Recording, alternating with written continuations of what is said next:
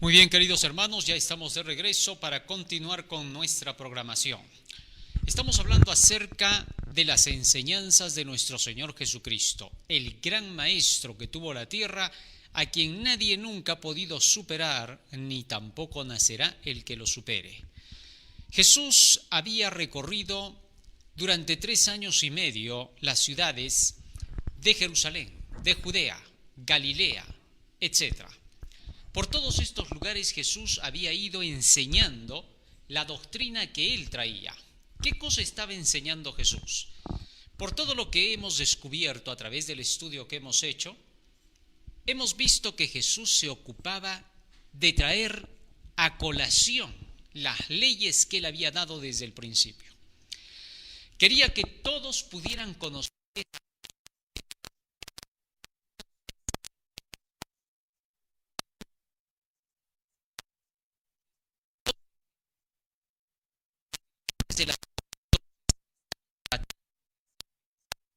que las leyes de Dios no eran justas. Las presentaban de tal forma como que estas leyes necesitaban de mayor legislación, de poder aumentarles a ellas más cosas de las que Dios había dicho.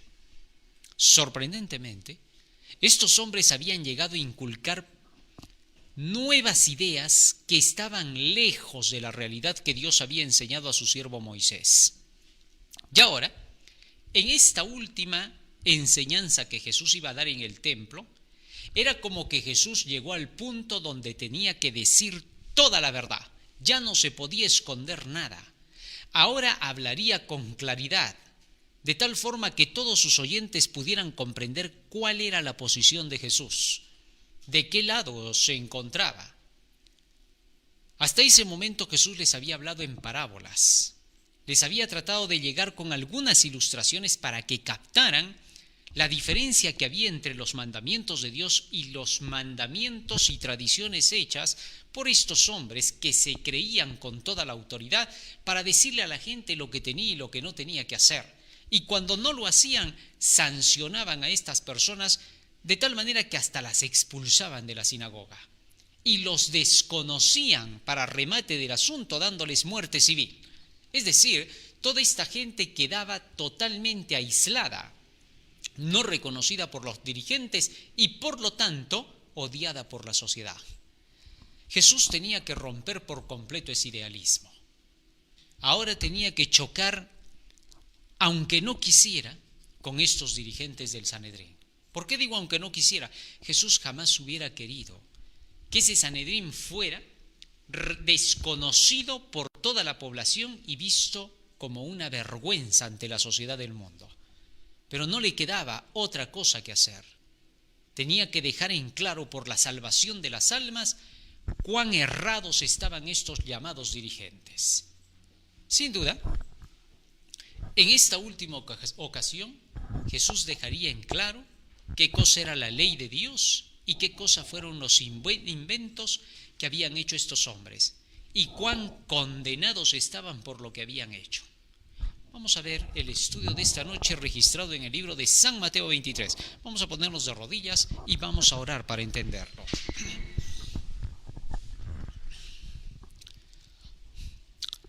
Bondadoso Padre que moras en los cielos, estamos agradecidos a ti porque nos das la vida y la salud. Y te rogamos, Padre Santo, que tu presencia esté con nosotros en el día de hoy para comprender la enseñanza que tú tienes registrada en tu santo libro. En el nombre de Jesús. Amén. Amén, Señor. Amén. Libro de San Mateo, capítulo 23, versículo 1, dice la Escritura. Entonces habló Jesús a la gente y a sus discípulos, diciendo: En la cátedra de Moisés se sientan los escribas y los fariseos. ¿Quiénes eran los escribas y los fariseos? La Biblia nos dice claramente en el libro de Hechos, capítulo 15, a quién se refiere Jesús con los escribas y los fariseos. Libro de Hechos, capítulo 15, versículo 5, dice la Escritura: Pero algunos de la secta de los fariseos que habían creído se levantaron diciendo: es necesario circuncidarlos y mandarles que guarden la ley de Moisés. Los fariseos eran una secta, al igual que los saduceos eran otra secta. Estas sectas eran llamadas así porque estaban conducidas por el razonamiento filosófico de sus dirigentes. Eso los hacía ser sectarios. Un sectario es todo aquel que implanta reglas nacidas de sí mismo, ya sea individualmente para conducir a otros o grupalmente para poder establecer una corriente que pueda declarar lo que los demás tienen que hacer como sus seguidores, sus feligreses, llamados así. De tal manera que una secta jamás puede estar basada en la Biblia.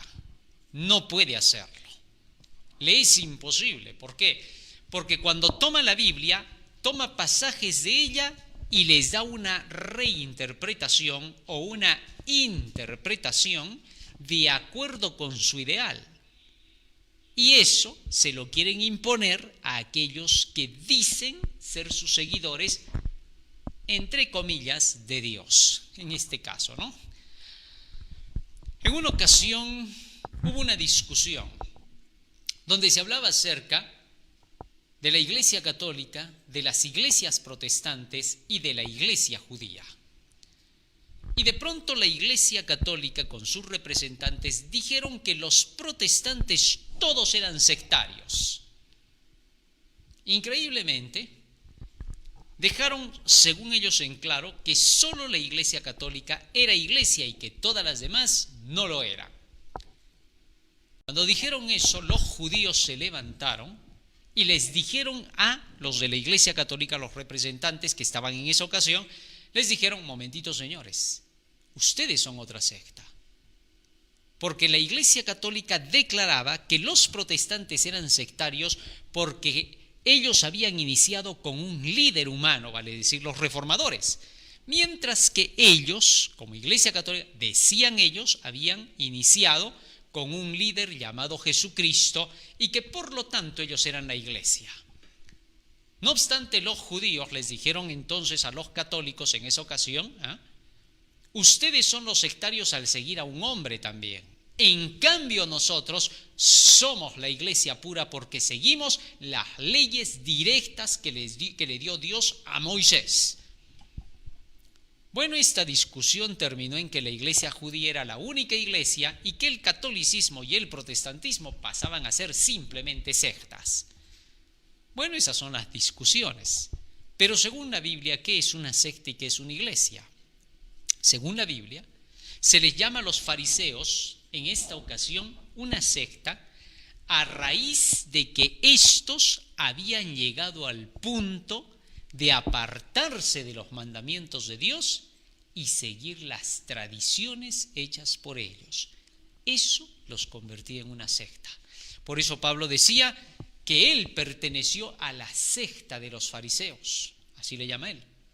Fariseo de fariseos todavía se declara, que pertenecía a esa secta donde se practicaba el judaísmo basado en las tradiciones de los padres. Libro de Gálatas, fíjate lo que dice allí el apóstol Pablo en relación a su creencia farisaica. Dice así la Escritura.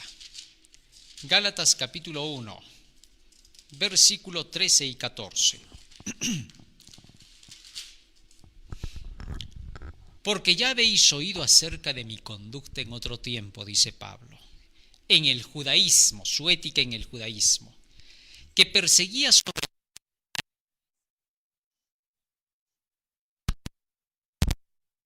y en el judaísmo aventajaba a muchos de mis contemporáneos en mi nación, siendo mucho más celoso de las tradiciones de mis padres.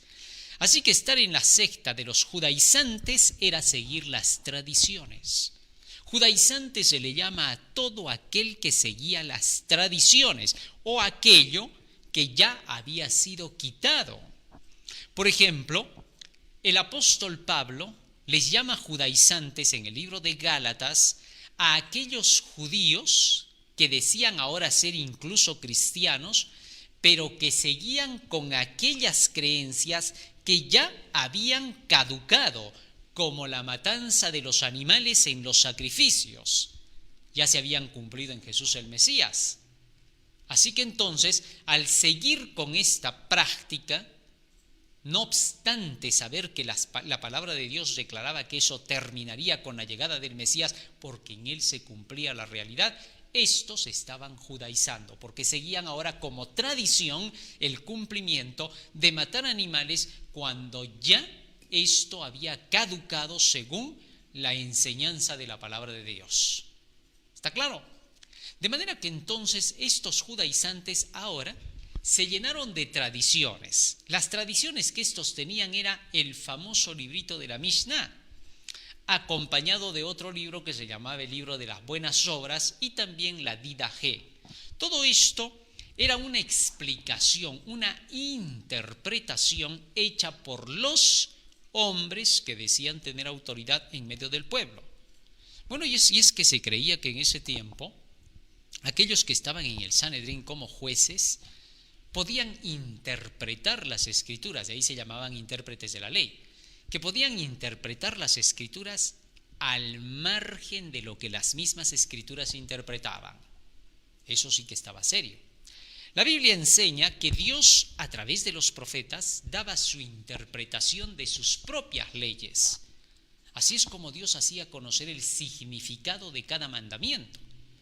Tal es así que en la Biblia tú tienes las leyes, pero también tienes lo que se llama el espíritu de esas leyes, o el evangelio, que ya viene desde los tiempos del Génesis. Adán ya conocía el evangelio del Señor. Y a través de ese evangelio, Dios explicaba las leyes. En el evangelio el Señor explica el significado de cada mandamiento en su profundidad. Jesús en una ocasión en San Mateo capítulo 5, después de dar las bienaventuranzas, comenzó a explicar la ley.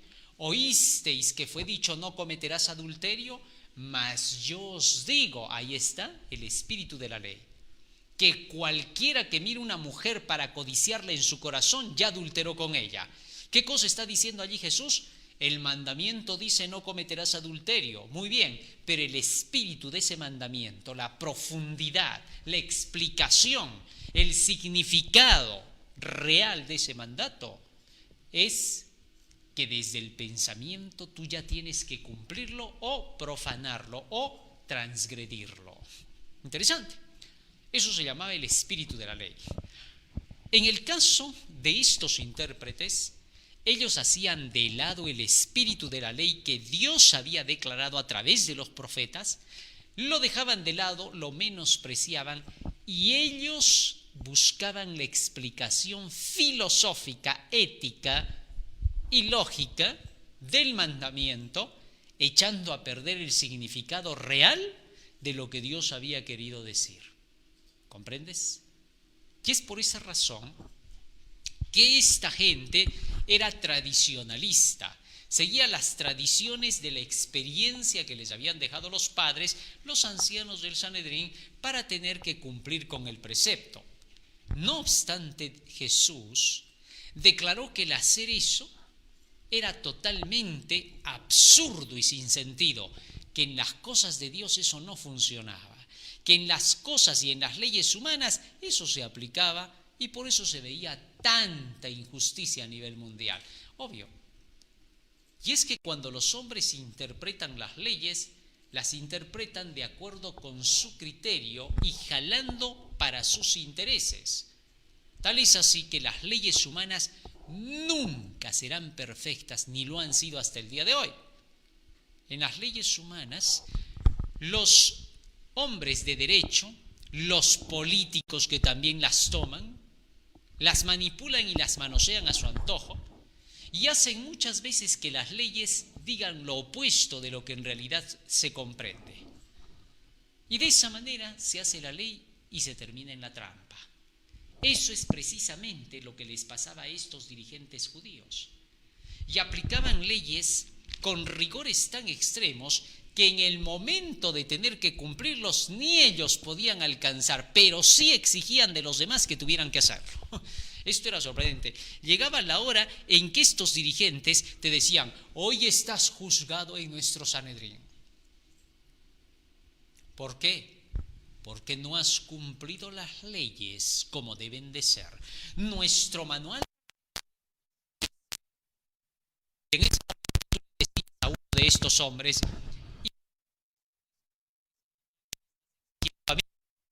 y resulta que estos mismos ni siquiera lo cumplían. ¿Por qué? Porque dentro de la enseñanza que interpretaban ellos, cuando convenía a sus intereses, se la aplicaban con toda la fuerza a aquel con quien tenían contienda. Y no pensaban que un día a ellos se les iba a aplicar esa misma ley y que también se les aplicaría la misma interpretación. Tal es así que ellos mismos quedaban hundidos en lo que habían dicho en una ocasión, y para escapar a la situación eran capaces de pagar dinero, de sobornar y de buscar testigos falsos. A eso lo llevaban sus propias leyes, o mejor dicho, sus interpretaciones. Por eso Jesús, ¿qué les dijo? San Mateo capítulo 23, que con ese tipo de leyes y tradiciones que ellos estaban haciendo de interpretación, lo único que estaban haciendo era esto.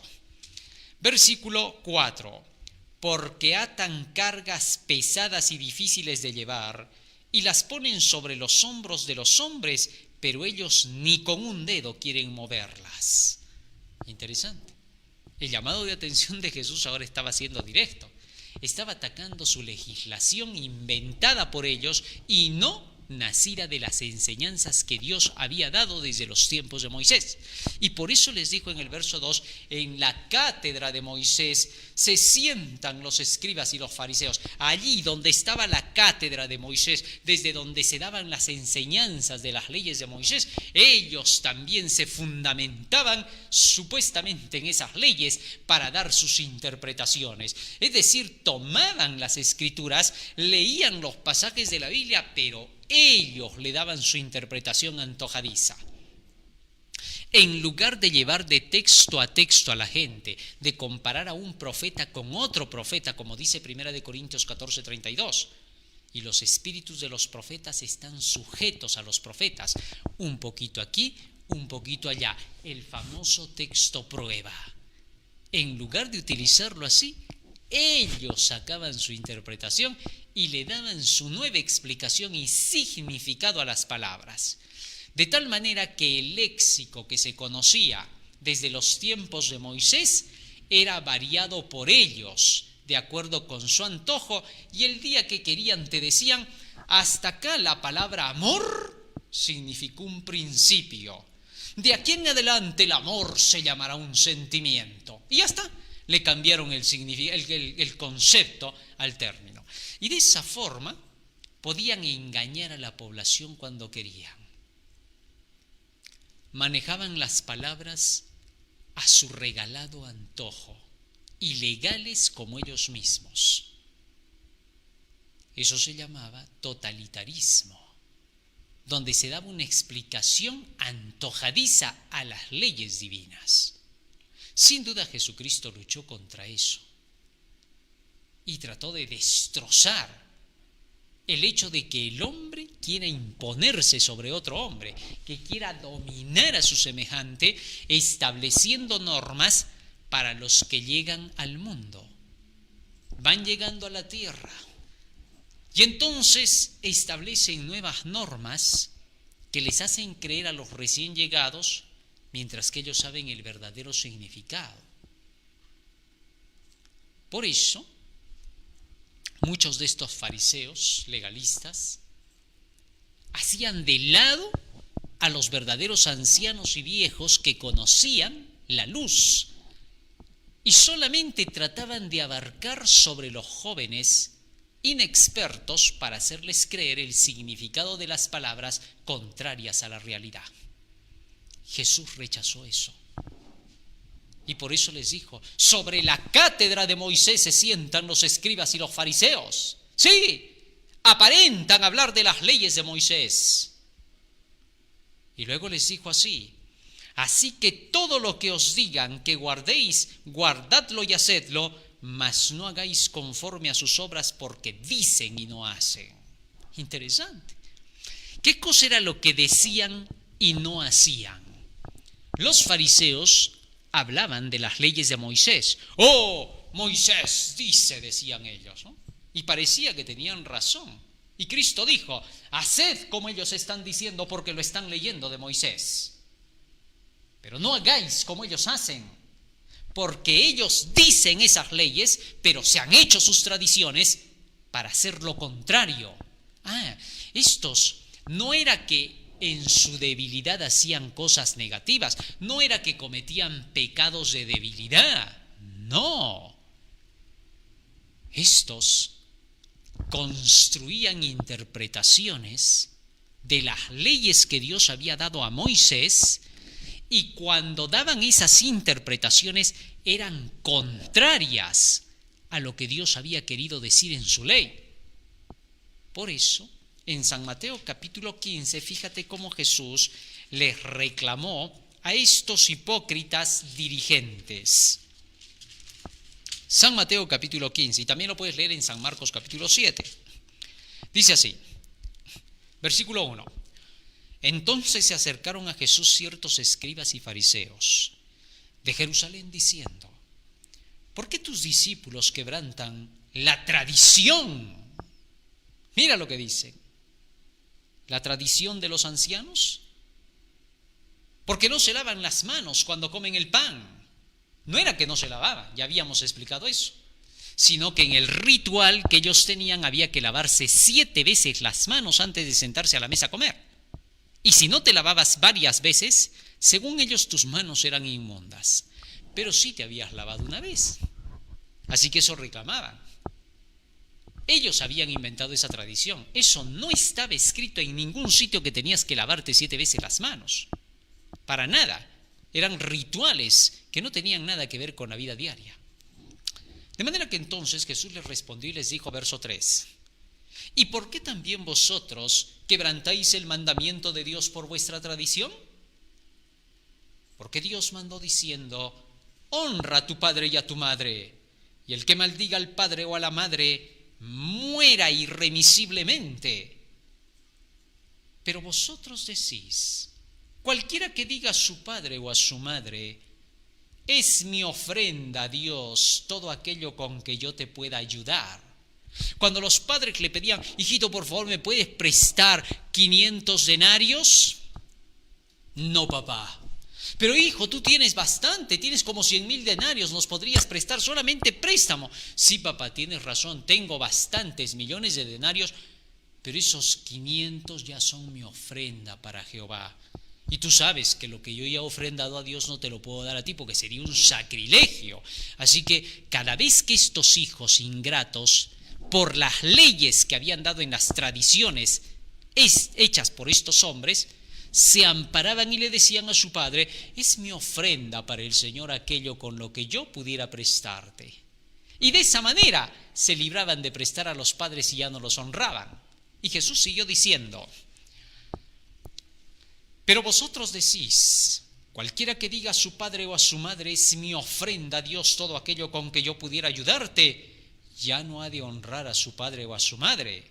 Así habéis invalidado el mandamiento de Dios por vuestra tradición, hipócritas. Bien profetizó de vosotros Isaías cuando dijo, este pueblo de labios me honra, pero su corazón está lejos de mí, pues en vano me honran, enseñando como doctrinas mandamientos de hombres. ¿Te das cuenta a qué se refería Jesús? Dicen, pero no hacen. No era que ellos decían, tenemos que obedecer los mandamientos y de pronto se les veía que ellos mismos caían en la tentación del pecado. No, a eso no se refería Jesús. Algunos piensan que a eso se refería. Eso pasa por falta de estudio. Los indoctos e inconstantes tuercen las escrituras para perdición de sí mismos. ¿Y qué hacen estos? Cuando ven que algún cristiano comete un error, ya le están diciendo, ¿ves? Hipócrita, no cumples. Y el cristiano, como no sabe defenderse, se agacha y dice, sí, pues debo de ser. Pero ese que te ha dicho hipócrita, si tú analizas y lo conoces y preguntas por él, te pondrías rojo como un tomate de saber que éste tenía más pecados que el mismo diablo, entre comillas. ¿Sí? Esos que siempre andan acusando al cristiano, procurando sacarle ventaja del mínimo detalle, son más inmundos que la misma inmundicia, pero se quieren aprovechar de ellos en el momento en que los ven tropezar o cometer un error. Así que hagamos distinción, por favor. Eso, cuidado, no es licencia que cubra al cristiano, sino para hacerle entender que si en medio de sus debilidades tropieza, no debe avergonzarse, sino pedir perdón al Señor, levantarse y tomar nuevas fuerzas para tener que ser un vencedor. Al que venciere, le daré que se siente conmigo en mi trono. Es la promesa del Salvador. Fíjate en esto. Jesús, a estos hombres que se decían los intérpretes de la ley, a quien la gente los tenía como grandes eminencias, que cada vez que pasaban por las plazas, rabí, ojalá mis hijos fueran como tú. Sin duda esos no sabían lo que decían.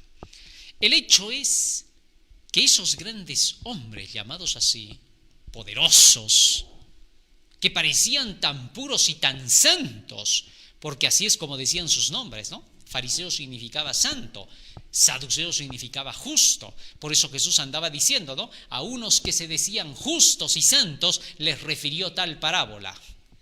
¿Por qué? Precisamente porque estos en su nombre ya llevaban lo que decían ellos significar la vida de ellos. Pero Jesús, que los conocía bien, sabía quiénes eran.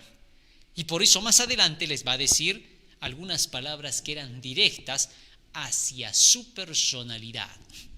Pero bien, el hecho es que Jesús, cuando se dio cuenta de estos personajes, les dijo directamente: ustedes, a la verdad, son hipócritas, porque ustedes se han hecho interpretaciones que Dios jamás dio.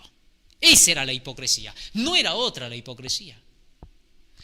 Pero imagínate, cuando Pedro lo negó a Jesús, Jesús no pasó saliendo del Sanedrín y lo vio a Pedro. Pedro, ahí estás. ¿Te dije que me ibas a negar 3 veces o no? ¿Ves? Hipócrita. ¿Acaso le dijo así? Al contrario, lo miró con pena y con ternura. Y gracias a eso Pedro se arrepintió y volvió a Jesús. Porque Jesús pudo haberle dicho: ¿ves, Pedro? Dices, pero no haces. No, sabía Jesús que el caso de Pedro era distinto al de estos fariseos hipócritas que decían, pero enseñaban con leyes a hacer lo contrario. Eso es muy distinto.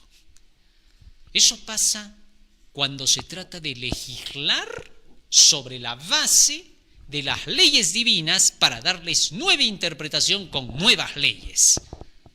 Eso pasa. Ahora te das cuenta por qué nunca la sociedad humana, los políticos humanos, los legisladores humanos, y así se unan todos los religiosos de la tierra, jamás podrán sacar un pacto social correcto, ni una justicia social correcta, ni un pacto global correcto, ni una nueva educación correcta, porque no ha nacido el que lo va a hacer correctamente, ni va a nacer. Solo tendríamos un poder anticristiano que estaría detrás. ¿Comprendes eso? Nunca los fieles de Dios, los verdaderos hijos de Dios, nunca aceptarán la imposición de una legislación humana por encima de la legislación divina. Hechos 5:29, es necesario obedecer a Dios antes que a los hombres. Nunca, ni todo un calentamiento global hará que se nieguen las leyes de Dios.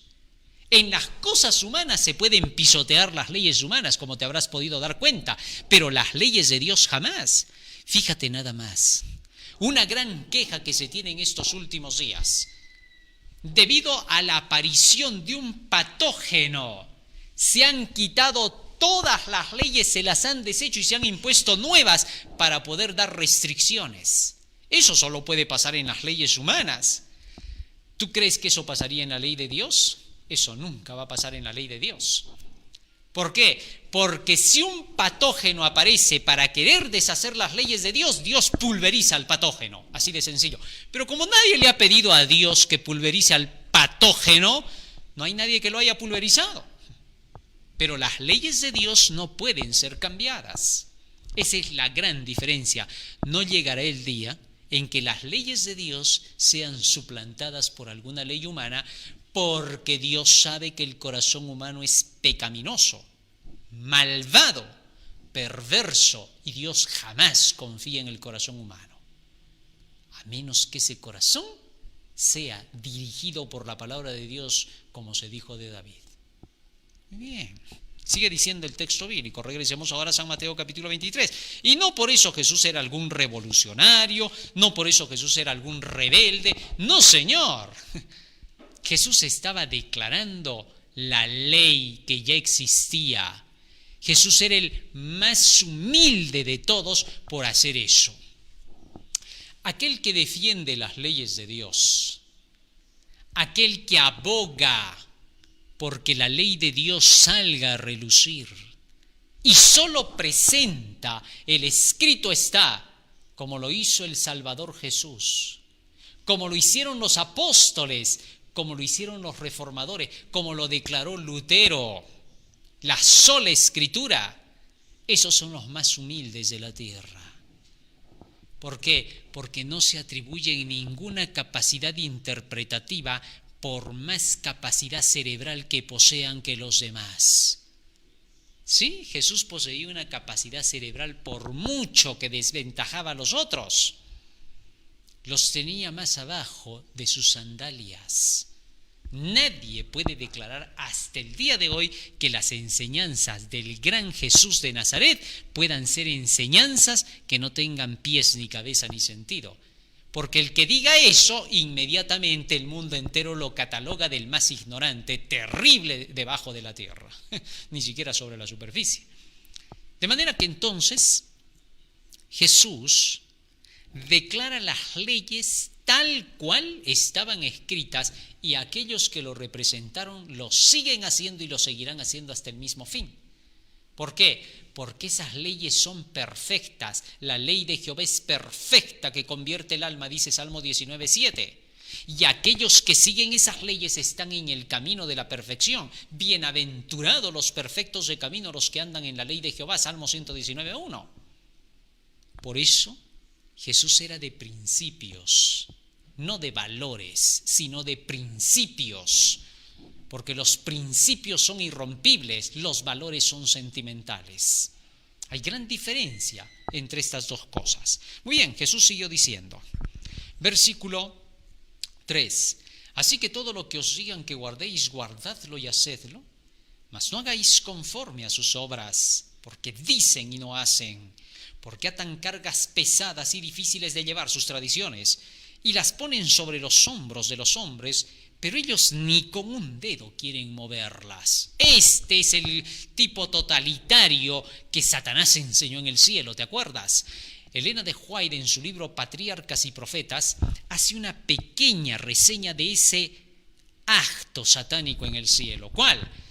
Que Lucifer pedía en el cielo que las leyes de Dios fuesen impuestas para los habitantes de todos los demás planetas, pero que para él y los ángeles no debían aplicarse las leyes, puesto que ellos eran seres perfectos, puesto que ellos eran seres que no cometían errores para nada. Ellos debían de ser seres que no tuvieran leyes que los rigieran, que ellos podían hacer su propia voluntad, ya que eran perfectos y de por sí les salían las buenas acciones. Olvidaba que los seres de otros mundos también fueron creados perfectos, y que si él pedía eso, los demás seres pedirían lo mismo. Eso es siempre el totalitarismo del diablo. ¿Cuál? Querer que otros se sujeten a leyes, pero él estar libre de ellas. Eso jamás Dios enseñó. Dios le dijo a Lucifer, ¿y tú de dónde has sacado eso? ¿Sabes? Las leyes son para todos. Las leyes gobiernan a todos porque son las leyes de la armonía y el amor. ¿De dónde tú vas a sacar leyes de tu cabeza? ¿De dónde tú vas a sacar la forma de cumplir esas leyes si tú eres otro ser creado como los demás? yo te hice, tú no tienes la capacidad que yo poseo. ¿Por qué? Porque Dios vive porque vive, Él es el que es. Él decía, yo soy el que soy, es decir, yo soy porque soy siempre. Porque yo quiero existir, por eso existo. A mí nadie me da existencia, yo quiero existir y existo. Pero Lucifer no era así. Lucifer había sido creado a partir de lo que Dios había hecho para que exista todo lo que Él creó. Así que había una gran diferencia. Lucifer jamás podría ser un Dios. ¿Por qué? Porque Dios al inicio era una sustancia y lo sigue siendo. Y esa sustancia se llama Dios y esa sustancia tiene la personalidad que es Dios. Y esa sustancia vive porque es la sustancia de vida que siempre existió. ¿Te das cuenta? No necesita creación porque Él es el origen. Así que siendo así, Dios es como es porque su naturaleza es así. Lucifer era como era por las enseñanzas de Dios. Así que hay una tremenda diferencia. No hay comparación. En Lucifer habían posibilidades al mal que se notaron debido a su libertad. En Dios no hay posibilidades al mal. ¿Por qué? Porque su naturaleza es el bien. Él ya es así. Imposible de que lo cambiemos. El agua es agua porque es agua, y hasta el agua todavía se podría variar cuando se la descompone, pero Dios no. Él es el que es. Muy bien. Siendo así, el Señor ahora dejaba en claro a estos personajes que ellos querían exigir de los demás, pero ellos estar por sobre los demás. Ellos no podían ser exigidos. Ellos vivían como querían y tú a ellos no les podías decir nada.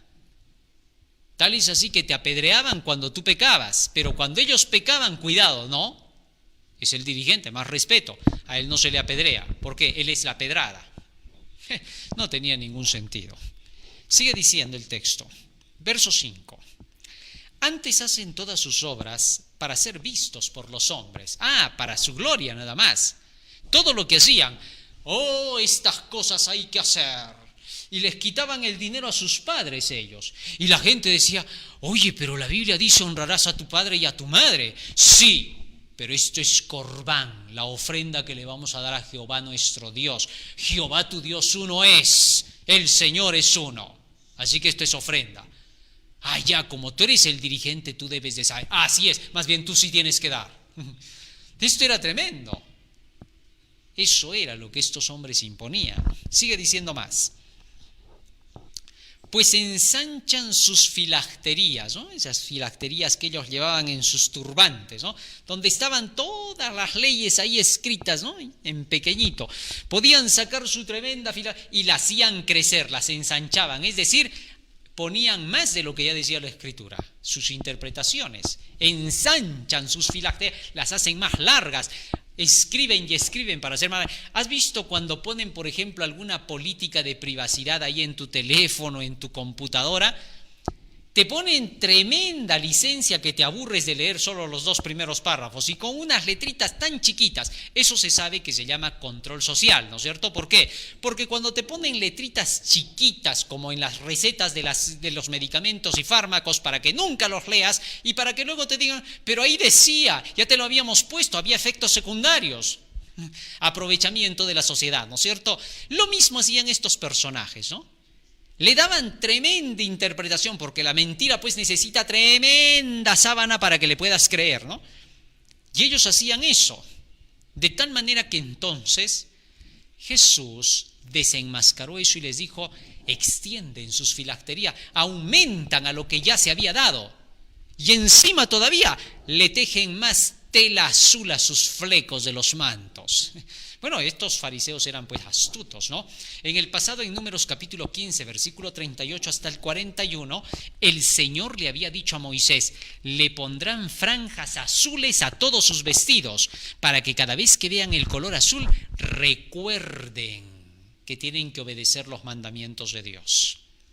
Pero estos le aumentaban, ¿no? Si el cinturón tenía que dar una vuelta para amarrar, este le daba 4 vueltas para amarrar, más largo el cinturón, ¿no? Y en los flecos, es decir, en los finales de sus mantos, le aumentaban más líneas azules. ¿Para qué hacían eso? Oh, porque eran los más santos, toda una apariencia, ¿no? Y Jesús se los denunció. Extienden los flecos de sus mantos, pura apariencia. Eso es lo que son ustedes. Pero ustedes están huecos y vacíos de la verdad. Bueno, este fue el mensaje más duro que Jesús les estaba dando. Era el último. O sea, ahí Jesús tenía que hablar sí o sí porque ya ellos se la habían jurado, ¿no? Este ya no pasa de esta vez.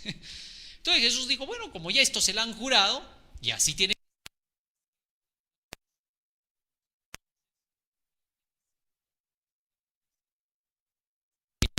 otra oportunidad para decir toda la verdad. Bueno, sí, en medio de la corrupción y la mentira, siempre hay una oportunidad última para tener que decir lo que se tiene que decir. Y Jesús tuvo que hacerlo, porque de eso dependía la salvación aún de estos dirigentes. Muchos de estos habían comprendido gran parte de lo que Jesús había dicho, y solo faltaba un empujoncito. Jesús quería darles ese empujón, no porque no pudieran ellos comprender y ponerse de parte de Jesús, sino porque todavía había algo que hacía que ellos se ataran a sus dirigentes superiores. ¿Qué? Su ética, su lógica, su filosofía. Según lo que les habían enseñado a ellos de la cortesía, ellos debían de sujetarse a lo que decían sus superiores, aunque estuviesen hablando barbaridades. Lo políticamente correcto, eso había que arrancar. Se arrancaba eso y se lograba la salvación de toditos. Así que Jesús tenía que dar en el punto al asunto y tuvo que hacerlo con la máxima claridad. Él sabía que esto chocaría, él sabía que eso doldría en el alma, pero sabía que él hería solo para sanar y salvar, que era la única forma de que se salvara su pueblo. Y si a esto ya no accedían por el orgullo del corazón humano, entonces se demarcaría la separación entre los que sirven a Dios y los que no les sirven, entre los que son el trigo y los que son la cizaña. No había otra forma. Juan el Bautista ya había dicho, viene con su bieldo listo para poder separar la paja del trigo. Versículo 6. Sigue diciendo Jesús, y aman los primeros asientos en las cenas y las primeras sillas en las sinagogas. Estos no se sentaban en las primeras sillas como aquellos que quieren sentarse para entender o porque no ven bien. Bienaventurados y felices los que se sientan en el primer asiento para aprender, pero jamás esos que se sentaban por querer simplemente hacer demostración de que eran los que tenían el puesto más alto, lo mejorcito. No, los que se sientan en las primeras sillas por querer aprender es porque aman la verdad y quieren saber. Pero cuando lo hacen para querer simplemente brillar, estamos en otro terreno. Y Jesús siguió diciendo, y las salutaciones en las plazas. Bueno, a estos les encantaba, ¿no? Que cuando pasaban por la plaza se encontraban, oh, ¿cómo está el rabino con sus 7 cartones? Este hombre, te cuento, es tal cual, aquello más, esto más y esto más todavía. Y el otro se sentía halagado, oh, gracias por lo que está diciendo, ese soy yo. Les encantaba que les dijeran así, que les recitaran todo lo que... A eso le llamaban ellos su gran cultura y ética y educación. Ellos eran así. Aman las salutaciones en las plazas y que los hombres les llamen rabí, rabí, el gran rabí. Eso era tremendo. Ahora Jesús estaba hablando demasiado claro. Ahora a Jesús estos hombres le podían decir, ahora vas a ver por bocón, por tener la boca demasiado grande. Pero era su orgullo, porque la forma en que Jesús estaba presentando ahora el tema era para que ellos recapacitaran y dijeran, ¿En qué hemos estado? Sabían que Jesús decía la verdad. Estaban conscientes de que lo que estaba diciendo Jesús no tenía error. Quizás con eso pudieran entender y sería su prueba para su salvación. ¿Sabes por qué Jesús hacía esto? Te voy a decir por qué.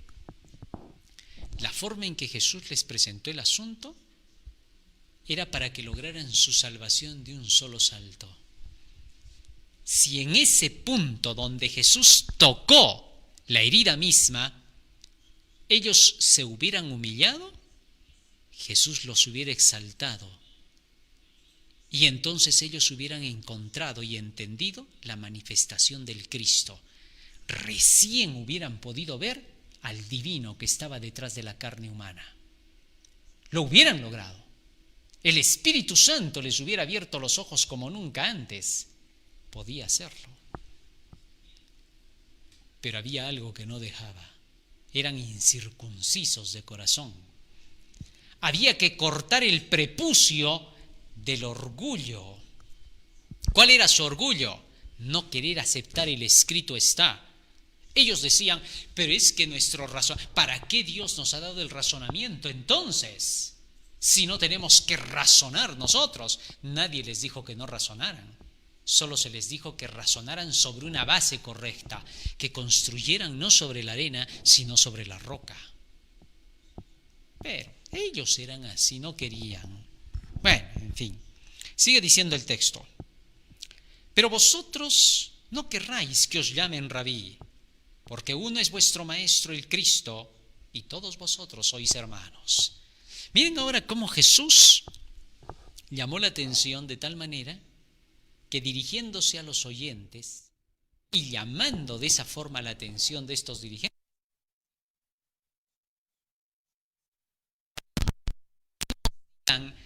rabí. ¿Por qué? Porque esto era una tradición que venía de los paganos, de los famosos mentores que se tenían entre ellos, a quienes se los tenía como grandes eminencias, de quienes se hablaba como si se hablase de grandes luminarias, pero que solamente eran artistas de pasada. Y Jesús les dijo, no busquéis que os llamen rabí, rabí, porque uno solo es vuestro maestro, solo es uno el que enseña. Solo saquen la enseñanza de ahí, razonen sobre eso. Es aquel que los ha creado, el que los ha formado. Ese es el Cristo. Se refería a sí mismo ahora Jesús. Solo hay un maestro, el Cristo. ¿Para qué se pelean? ¿Para qué tanta discusión? ¿Para qué están con tantos maestros? ¿Para qué se confunden si tienen un solo maestro? Está fácil. Les ponía el camino sencillo. Varios de estos dirigentes captaban lo que Jesús estaba diciendo. Sabían que tenía razón y por eso varios de ellos después se unieron a la fe. Porque comprendían muy bien lo que Jesús les estaba diciendo. No era que los estaba arrastrando para poder mostrarlos como lo más bajo y lo más vil. Los estaba humillando para que su orgullo muriera. Bueno me es haber sido humillado para que aprenda tus estatutos. Por eso dice en el Salmo 119 David acerca de cómo Dios humilla a la condición de la ignorancia para que la sabiduría brille. ¿Sí? Cuando tú crees que 2 más 2 son 5 y alguien te demuestra que 2 más 2 son 4, acaba de humillar tu ignorancia y te acaba de brindar la sabiduría. Y eso se llama exaltarte, engrandecerte, hacerte más. Y eso quería Jesús para sus hijos. Quería eso para esos dirigentes, pero estos no lo veían así. Estos creían que Jesús lo que quería era humillarlos, tirarlos por el polvo y luego decir, ahora, por favor, el Sanedrín es mío, yo voy a dirigirlo todo, acá mando yo soy el mandamás. Eso se metieron en sus cabezas obtusas, que no habían leído las profecías, que decían que el Mesías todo lo que venía era exaltar y luego dejar a ellos para que ellos sean luz para el mundo. Pero no querían, como no querían eso que tanto temían, eso les sucedió. Y quedaron desechados. Y Jesucristo, como cabeza de la iglesia, ahora comenzó todo. Así tenía que ser, porque ellos se portaron así, porque no quisieron aceptar con humildad la enseñanza, sino que sus prejuicios absurdos, descabellados y baratos ganaron en sus cabezas. Y por eso lo rechazaron, no fue por otra razón. Sigue diciendo el texto bíblico. Y no llaméis Padre vuestro a nadie en la tierra, porque uno es vuestro Padre, el que está en los cielos. En el sentido estrictamente religioso, Jesús estaba declarando ahora: no os llaméis, no busquéis ser llamados rabí ni maestros, ni tampoco Padre, porque solo hay un Padre que está en los cielos. Y esa era la costumbre que tenían entre los paganos. Y a los grandes sacerdotes que tenían entre ellos y las eminencias les llamaban Padre. Eso no tenía ningún sentido. Mas en las cosas de Dios era distinto. La forma de llamar Padre era simple y sencilla, un reconocimiento de sabiduría. Y ahora Jesús les dijo: solo hay un Padre que se llama Dios. Versículo 10. Ni seáis llamados maestros, porque uno es vuestro maestro, el Cristo. El que es mayor de vosotros sea vuestro siervo. En otras palabras, si tú tienes un cargo en medio de todos ellos, tú sé el siervo de ellos. Es decir, vive para servirles. Muéstrales que en realidad tú, como que tienes cargo, estás al servicio de ellos. Bueno, hasta el día de hoy, ¿no? Todo el mundo sabe, pero a veces se olvida, que aquellos que están en los puestos altos, desde los gobernantes, son los sirvientes del pueblo. Están para servir, son servidores públicos. Ellos jamás pueden estar por encima del pueblo, porque ellos son los que hacen cumplir simplemente las leyes que el pueblo aceptó tener. ¿Eso qué se llama? Eso se llama la armonía social verdadera, donde solo los dirigentes son nombrados para representar a la población, haciendo cumplir las leyes que rigen a la nación. Pero si estos implantan cosas contrarias a las leyes, prevaricándolas, entonces el pueblo está en todo el derecho de quitarlos de en medio de su puesto, por cuanto es la población la que tiene toda la autoridad.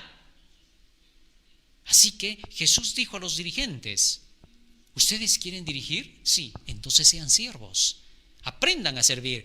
Cristo mismo declaró: el Hijo del Hombre no vino para ser servido, sino para servir y dar su vida en rescate por muchos. Es decir, dar todo de sí para poder lograr que los demás comprendan las leyes a fin de que sean rescatados del error. Ese es el plan. Nunca cambió. Sigue diciendo el texto. Porque el que se enaltece será humillado, y el que se humilla será enaltecido. Si alguien quiere enaltecerse creyendo que porque tiene un cargo ahora es el mandamás y quiere dar las leyes, pronto se descubrirá su autoritarismo y será humillado. En cambio, el que se humilla, el que solamente declara: así dice la ley, no quiere salir de la ley, se mantiene en la ley, pronto será exaltado, porque toda la población reconocerá que ese solamente quiere hacer cumplir lo que está establecido en favor de cada individuo en la población en sus libertades. Esa es la verdadera libertad. Y Cristo lo anticipó. Lo mismo ocurre en el pueblo de Dios. Esto estaba pasando en Judea, eso debe ocurrir en las iglesias. Sigue diciendo más: mas hay de vosotros escribas y fariseos. Y ahora Jesús iba a ir directo con el asunto. Después de que dio el razonamiento correcto de cómo funcionan estas leyes y la autoridad, ahora les dijo: pero ay de vosotros escribas y fariseos hipócritas, porque cerráis el reino de los cielos, el evangelio, la ciencia, el conocimiento de la verdad, delante de los hombres, pues ni entráis vosotros ni dejáis entrar a los que están entrando. Porque había mucha gente que al escuchar a Jesús captaba su enseñanza y decía: este es realmente el Mesías. ¿Pero qué está diciendo? El Mesías iba a ser reconocido solo por una cosa, que solo diría: el escrito está, porque el que Dios envió, las palabras de Dios habla, dice San Juan 3:34. Entonces ellos decían: Pero está claro que Él es el Mesías. ¿Por qué? Porque está hablando solamente lo que está escrito. Esa era la prueba de ser el Mesías, el ungido, el Cristo. Y de tal manera que entonces Jesús ahora estaba dejando en claro, ustedes saben la verdad, pero a la fuerza ustedes la niegan y dicen lo opuesto de esa verdad. Y cuando hay gente que está recibiendo esa verdad, van y le meten cuento a esa gente, le meten basura, lo que ustedes tienen en su cabeza, y con esa basura hacen que esa pobre gente no pueda entrar en el reino de los cielos. Perros del hortelano no entran ni dejan entrar. Eso sí era fuerte. Increíble. Jesús estaba hablando claro ahora, porque eso era lo que estaban haciendo. Varios de estos no sabían dónde meter la cara porque sabían que estaban utilizando a otros que estaban bajo cargos de ellos para tener que hacer anular la verdad que Jesús predicaba.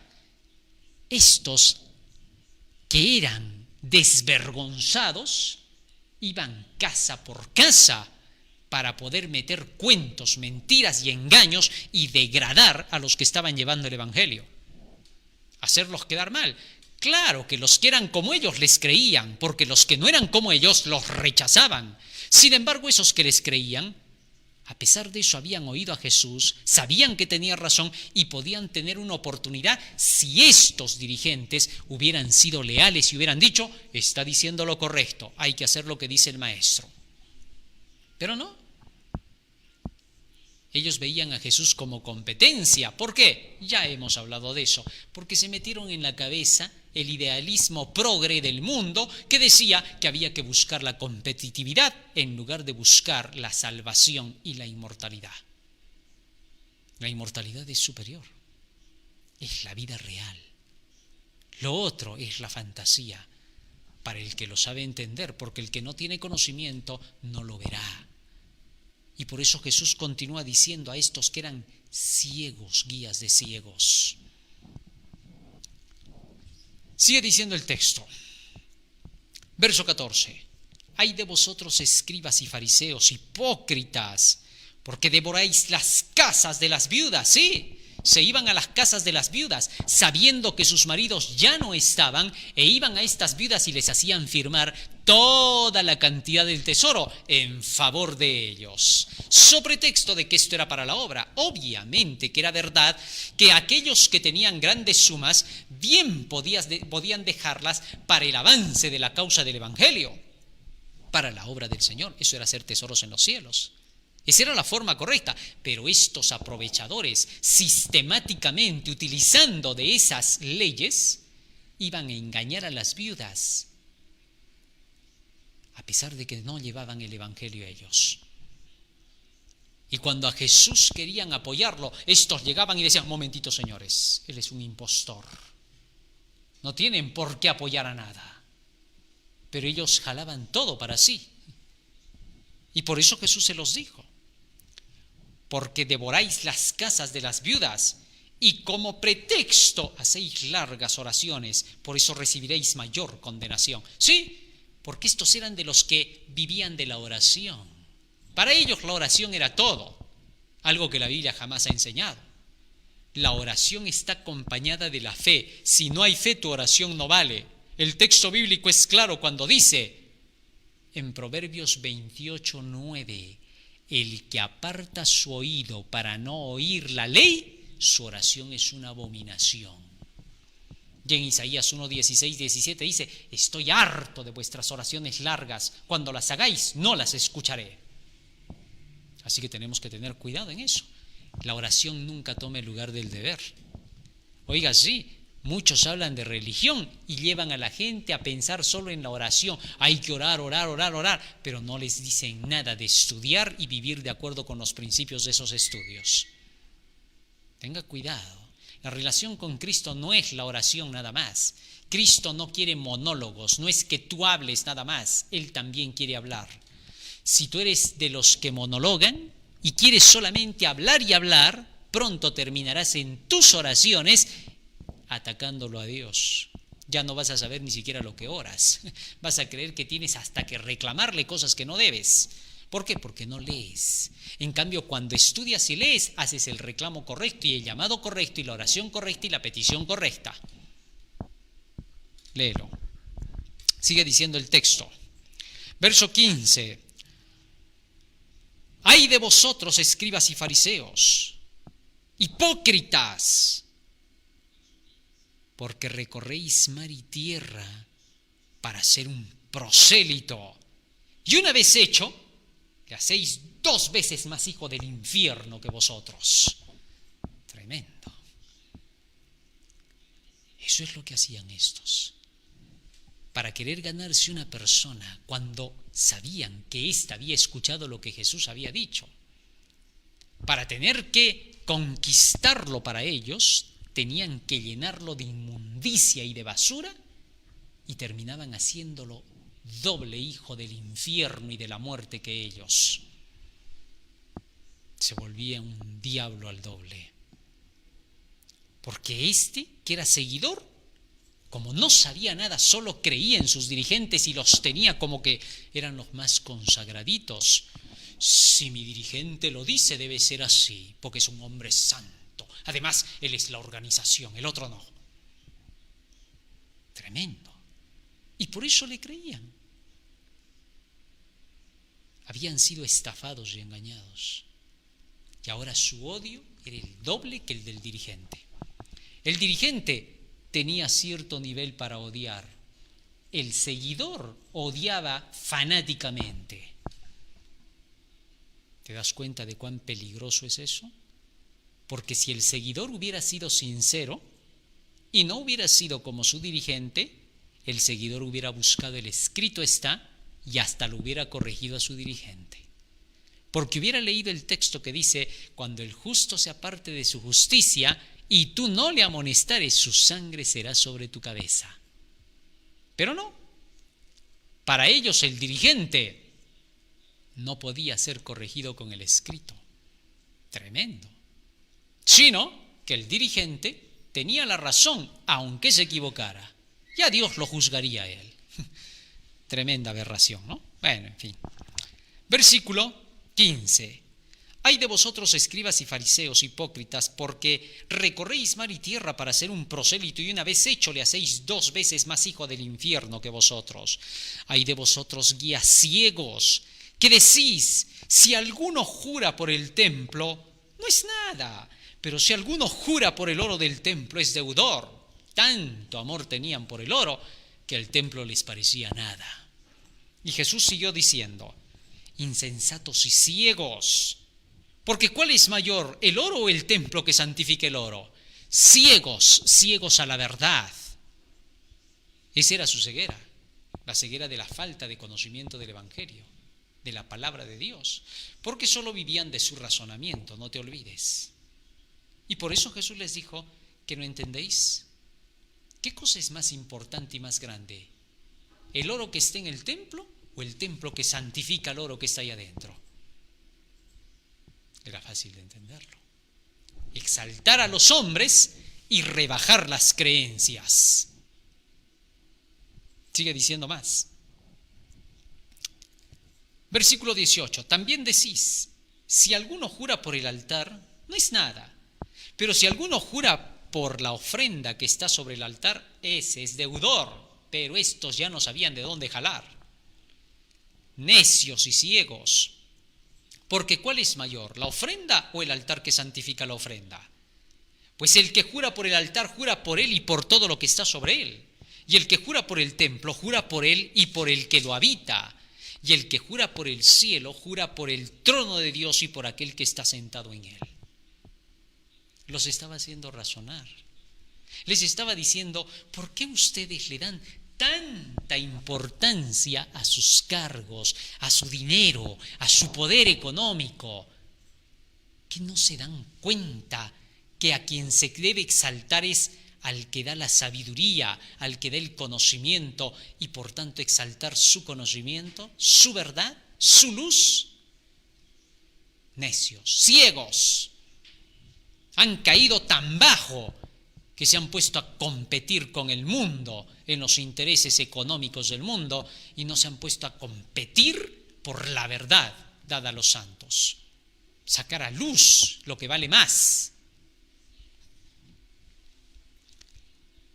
Ay de vosotros, escribas y fariseos, versículo 23, hipócritas, porque diezmáis la menta y el eneldo y el comino, y dejáis lo más importante de la ley, la justicia, la misericordia y la fe. Esto era necesario hacer sin dejar de hacer lo otro. Jesús ahora está atacando el abuso en el caso del diezmo. Este era el punto clave. Ahí estaba apuntando ahora Jesús. Porque estos del diezmo eran celosos. No diezmabas, ya no es fiel, por lo tanto lo vamos a sacar de la iglesia, queda retirado por infiel.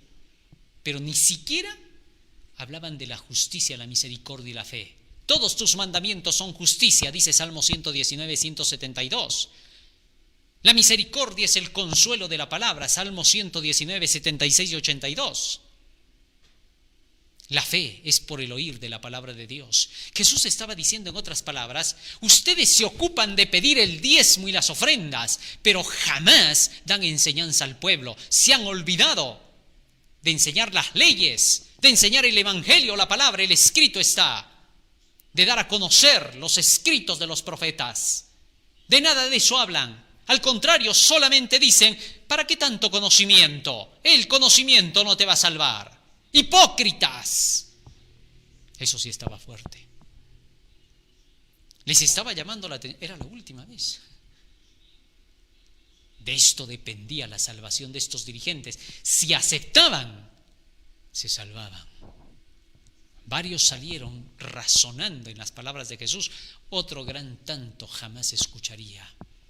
Eran tan pagados de sí mismos que no querían someterse.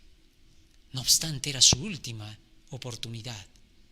Ese mismo día Jesús iba a decir palabras duras para los que rechazaran.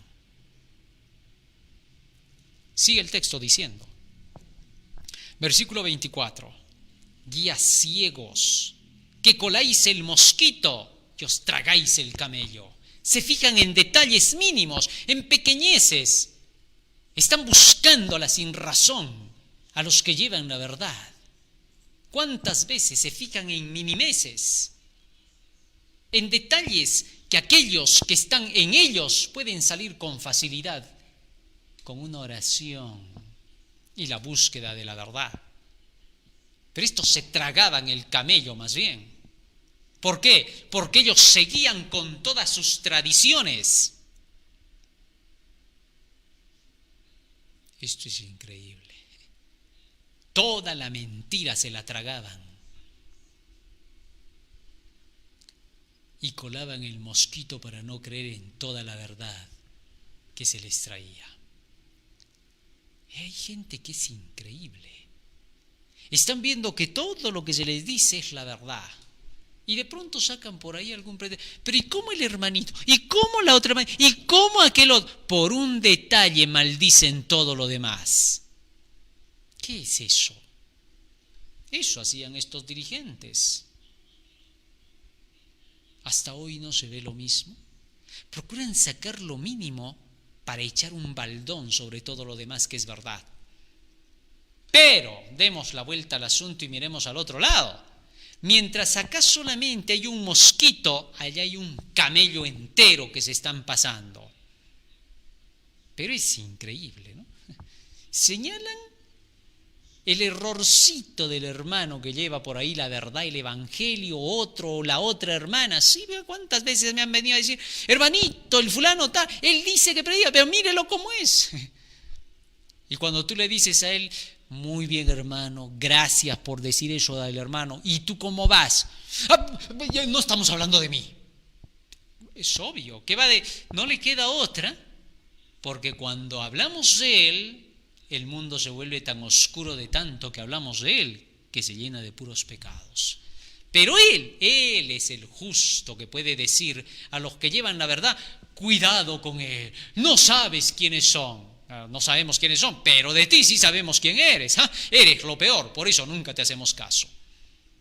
Así seas el pastor, el dirigente, quien quiera que seas. Eso no cambia las cosas.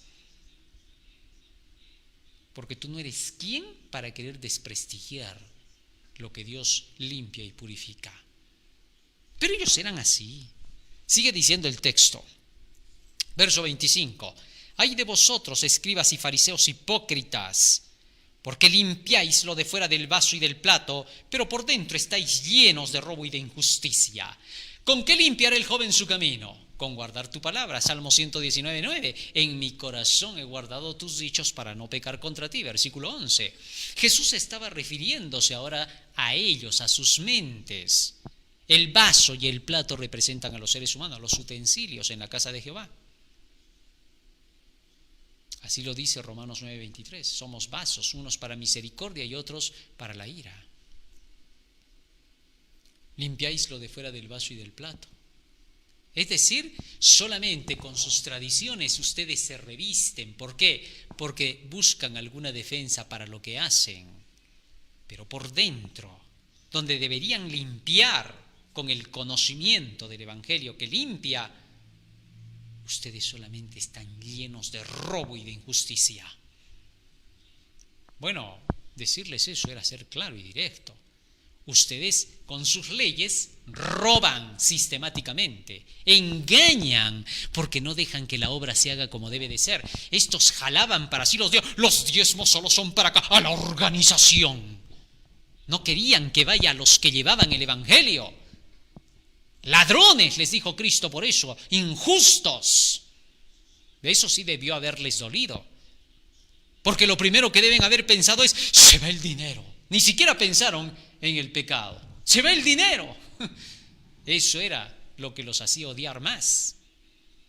Ahora la gente comenzaba a razonar y decía, verdad, si el diezmo y las ofrendas son para el avance del Evangelio y estos tipos no están cumpliendo con el deber, obvio que no hay que darles sino a los que están haciendo la obra. Razonar, se les abrieron los ojos y el entendimiento, por fin. Pero se tenía que decir así, no había otra forma. Si Jesús quería salvar, tenía que hacerlo con todo lo que tenía, todo su arsenal. Es increíble, pero aquel día pareció que Jesús salió perdiendo. Parecía ser el perdedor, porque se iba diciendo, vuestra casa os es dejada desierta, no me veréis más. Increíble. Pero el día que parecía perdedor fue el día que ganó. Increíble. Versículo 26. Fariseo ciego, limpia primero lo de dentro del vaso y del plato para que también lo de fuera sea limpio.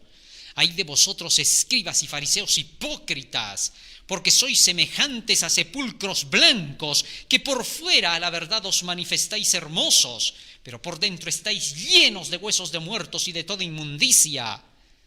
Así también, vosotros por fuera la verdad os mostráis justos a los hombres, pero por dentro estáis llenos de hipocresía e iniquidad. Es decir, no tienen nada de la palabra. Ustedes están huecos porque ustedes han dicho, ¿para qué tanto conocimiento? Así se han convertido por sus ideas. Tremendo. Un discurso bastante directo. Pero es Jesús el que está hablando. No podemos evitarlo. Tenemos que oírlo calladitos.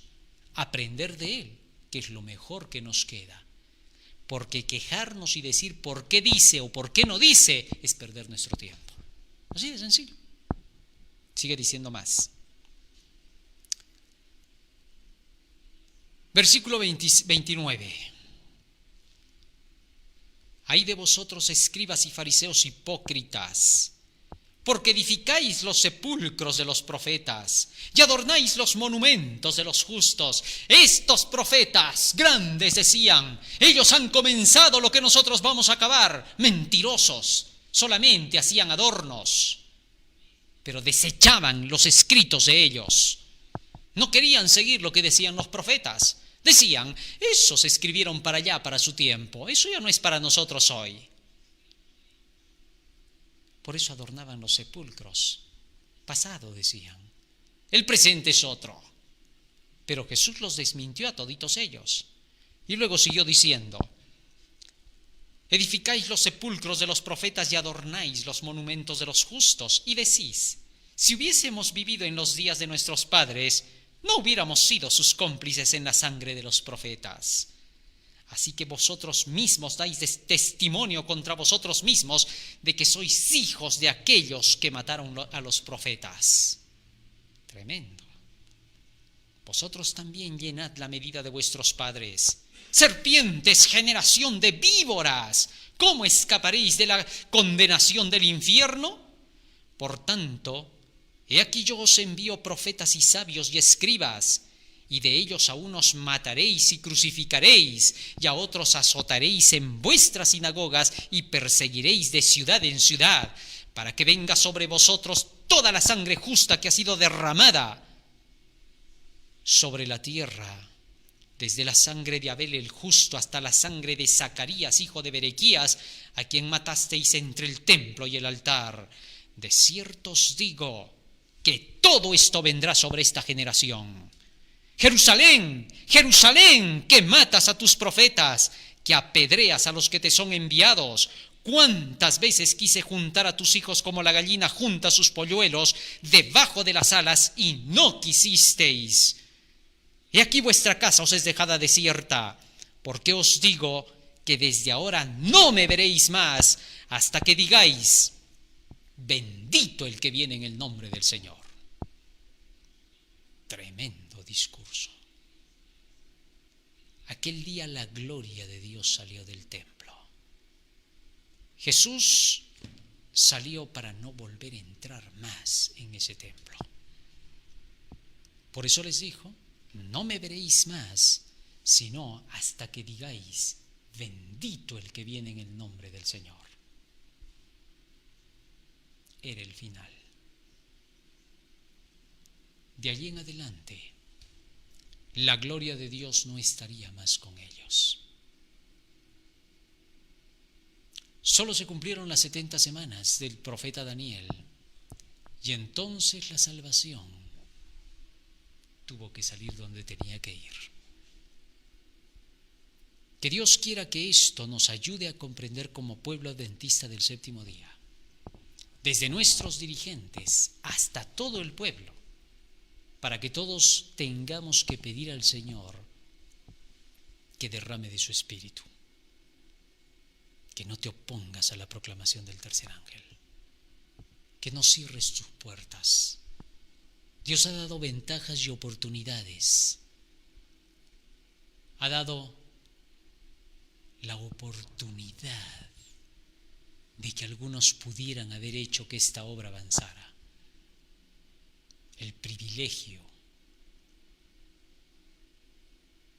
Pero hay quienes no lo han valorizado, porque sus intereses han primado. Pero tú puedes valorizarlo ahora. Tú puedes ser de los que apoyen esta proclamación. No necesitas que tener que ir hasta Jerusalén para hacer la obra. No necesitas irte de viaje hasta Tierra Santa para hacer esa obra. No necesitas tener que llegar hasta algún lugar para poder pertenecer a esta obra. Ni necesitas que alguien tenga que llegar para que tengas que pertenecer a esta obra. Donde tú quiera que estés, recibe este mensaje y proclámalo. Haz que suene por toda la tierra. Donde quiera que te encuentres, compártelo. Haz que esta obra se termine. Ahora más que nunca, la humanidad necesita de Jesús. La humanidad necesita del tercer ángel. Tiene que ser proclamado. Si no lo hacemos, si como pueblo de Dios no cumplimos, ¿quién pensamos que lo va a hacer? ¿Ah? Somos llamados a eso. Muchos lo rechazarán. Por eso ángeles vendrán a terminar la obra. Lo que los hombres no hicieron, dice la mensajera de Dios. Como fuego en el rastrojo se esparcirá. Pero tú eres llamado hoy para que participes de esta labor.